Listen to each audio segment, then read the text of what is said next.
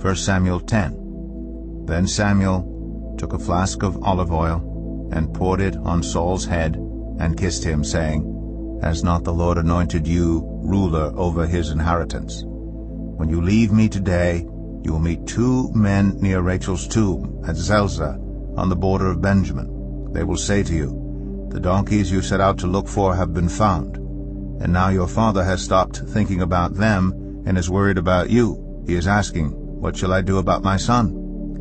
Then you will go on from there until you reach the great tree of Tabor.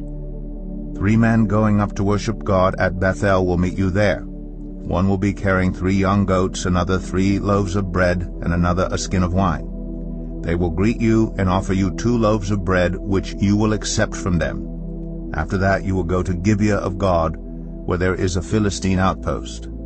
As you approach the town, you will meet a procession of prophets coming down from the high place with lyres, timbrels, pipes, and harps being played before them, and they will be prophesying.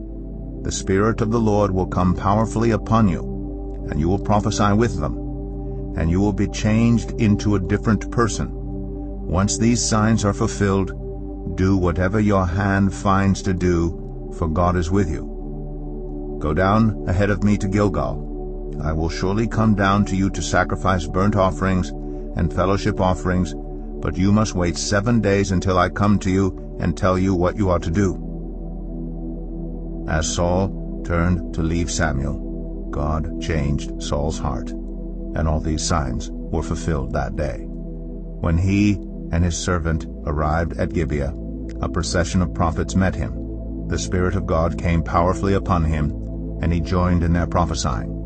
When all those who had formerly known him saw him prophesying with the prophets, they asked each other, What is this that has happened to the son of Kish? Is Saul also among the prophets? A man who lived there answered, And who is their father? So it became a saying, Is Saul also among the prophets? After Saul stopped prophesying, he went to the high place. Now Saul's uncle asked him and his servant, Where have you been? Looking for the donkeys, he said. But when we saw they were not to be found, we went to Samuel. Saul's uncle said, Tell me what Samuel said to you. Saul replied, He assured us that the donkeys had been found. But he did not tell his uncle what Samuel had said about the kingship. Samuel summoned the people of Israel to the Lord at Mizpah, and said to them, This is what the Lord, the God of Israel, says. I brought Israel up out of Egypt, and I delivered you from the power of Egypt, and all the kingdoms that oppressed you. But you have now rejected your God, who saves you out of all your disasters and calamities. And you have said, No, appoint a king over us. So now present yourselves before the Lord by your tribes and clans. When Samuel had all Israel come forward by tribes, the tribe of Benjamin was taken by lot. Then he brought forward the tribe of Benjamin, clan by clan, and Matri's clan was taken. Finally, Saul, son of Kish, was taken. But when they looked for him, he was not to be found. So they inquired further of the Lord, Has the man come here yet? And the Lord said, Yes, he has hidden himself among the supplies. They ran and brought him out, and as he stood among the people, he was a head taller than any of the others.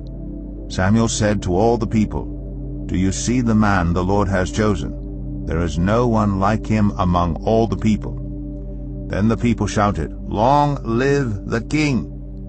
Samuel explained to the people the rights and duties of kingship. He wrote them down on a scroll and deposited it before the Lord.